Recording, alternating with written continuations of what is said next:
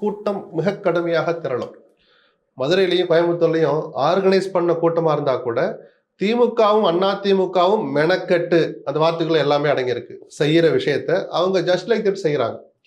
அல்லது யாரும் கூப்பிடலனா கூட வந்து ஒரு 100 இளைஞர்கள் வந்து நிக்கிற அளவுக்கான பிரபல்யம், சினிமா பிரபல்யம், அந்த ஆயுதம் விஜய் கையில இருக்கு.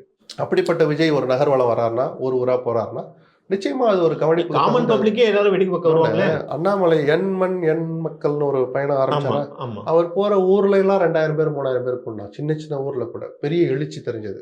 ரிசல்ட்ல அது பிரதிபலிக்கல. ஸோ எழுச்சிங்கிறது வேற, அது ஓட்டா பிரதிபலிப்பாங்கிறது அப்புறம்.